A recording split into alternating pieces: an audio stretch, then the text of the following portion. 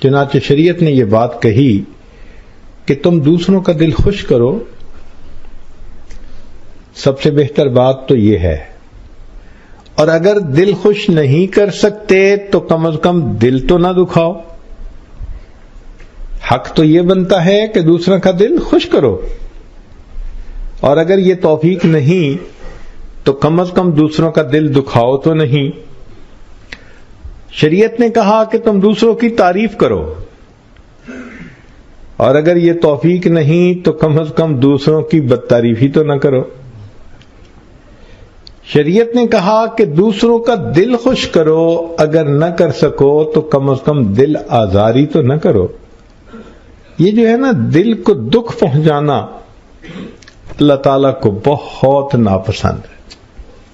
چنانچہ ایک بات یاد کر لیں کہ بیماریوں میں سے سب سے بری دل کی بیماری، بیماریوں میں سے سب سے بری دل کی بیماری، اور دل کی بیماریوں میں سے سب سے بری دل آزاری ہوتی ہے کہ انسان دوسروں کا دل دکھائے.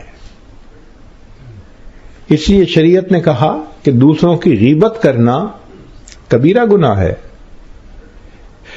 یہاں تک حدیث پاک میں فرمایا کہ الغیبت اشد من الزنا، کہ غیبت زنا سے بھی زیادہ بڑا جرم ہے. کیوں؟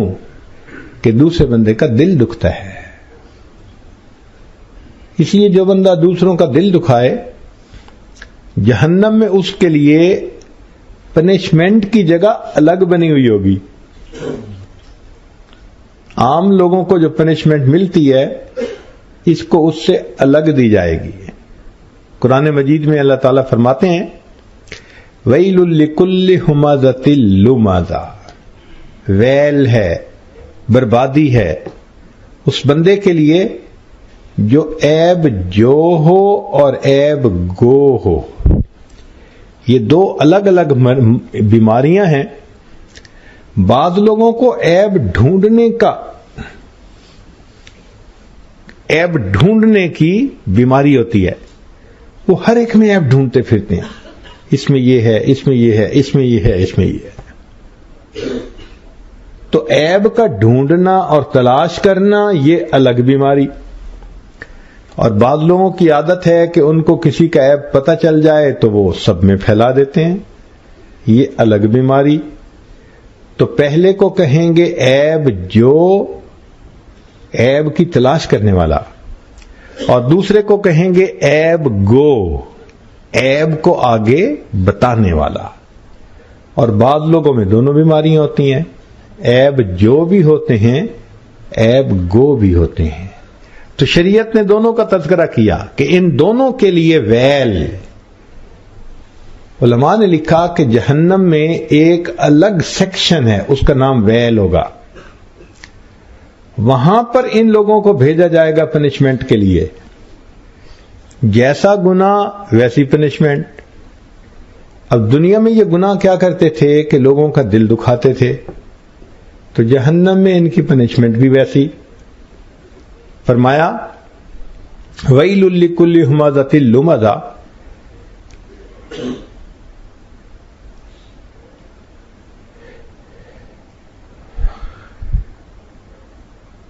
بربادی ہے، ویل ہے اس بندے کے لیے جو عیب جو ہو اور عیب گو ہو.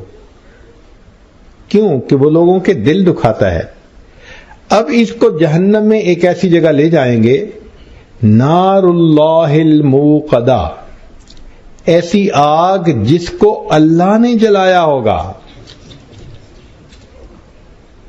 تو اس بندے کو وہاں جا کر آگ کے ستون کے ساتھ باندھ دیا جائے گا، اور پھر وہ جو آگ کے انگارے ہوں گے التی تطلع علی الافئدہ، وہ انگارے وہاں سے اٹھیں گے اور سیدھا اس کے دل پر آ کر ٹارگٹ کریں گے.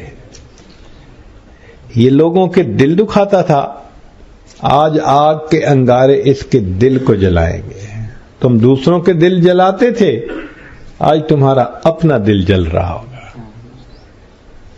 تو جیسے دنیا کے اندر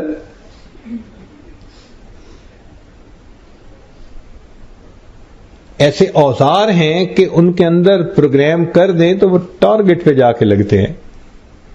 تو اللہ تعالیٰ کی وہ جلائی ہوئی آگ بھی ایسے ہوگی کہ سیدھا اس بندے کے دل پر جا کر لگے گی.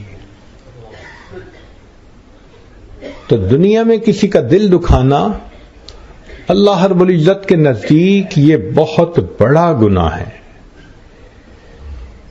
اس لیے کسی شاعر نے کہا مسجد ڈھا دے مندر ڈھا دے جو کچھ ڈھینے پر کسے دا دل نہ ڈھاویں رب دلاں وچ رہندا ہے. مسجد ڈھا دو گرا دو یا مندر گرا دو، جو گراتے ہو گرا دو، مگر کسی کا دل نہ دکھانا، اس لیے کہ دل کے اندر تو اللہ رہتے ہیں. ابو داؤد شریف کی روایت ہے، نبی علیہ الصلوۃ والسلام طواف فرما رہے تھے تو آپ کی نظر بیت اللہ پر پڑی. تو نبی علیہ السلام نے ارشاد فرمایا بیت اللہ تیرا مقام بڑا ہے، تیری عزت تیرا شرف بڑا ہے، لیکن حرمت المؤمن ارجح من حرمت الکعبہ. اللہ رب العزت کے نزدیک مومن کی حرمت بیت اللہ کی حرمت سے بھی زیادہ ہے. اب بیت اللہ جا کے تو ہم غلاف پکڑ کے روتے پھرتے ہیں، اور مومن کا ذرا سی بات پہ گریبان پکڑ کے کھینچتے ہیں. تو مومن کا مقام بیت اللہ سے بھی زیادہ بتلایا گیا، اس کا احترام ہونا چاہیے. نبی علیہ الصلوۃ والسلام کتنا خیال کرتے تھے کہ میری طرف سے کسی بندے کو کوئی تکلیف نہ پہنچے. حدیث مبارکہ ہے کہ سیدہ صدیقہ رضی اللہ عنہا فرماتی ہیں کہ جب میں سوئی ہوتی تھی اور نبی علیہ الصلوۃ والسلام نے تہجد کے لیے اٹھنا ہوتا تھا تو اتنا آہستہ سے چپکے سے اٹھتے تھے کہ مجھے اٹھنے کا پتہ بھی نہیں چلتا تھا. ایک دفعہ میری آنکھ کھلی تو میں نے دیکھا کہ اللہ کے نبی صلی اللہ علیہ وسلم ننگے پاؤں چل رہے ہیں. تو میں نے پوچھا اے اللہ کے حبیب صلی اللہ علیہ وسلم آپ نے جوتے کیوں نہیں پہنے؟ فرمایا عائشہ تم سوئی ہوئی تھی، میں نے جوتے نہیں پہنے کہ جوتوں کی آہٹ سے تمہاری نیند نہ کھل جائے. اتنا خیال اپنے گھر والوں کا. سوچئے اللہ کے حبیب صلی اللہ علیہ وسلم کتنا خیال فرماتے تھے کہ دوسرے کو تکلیف نہ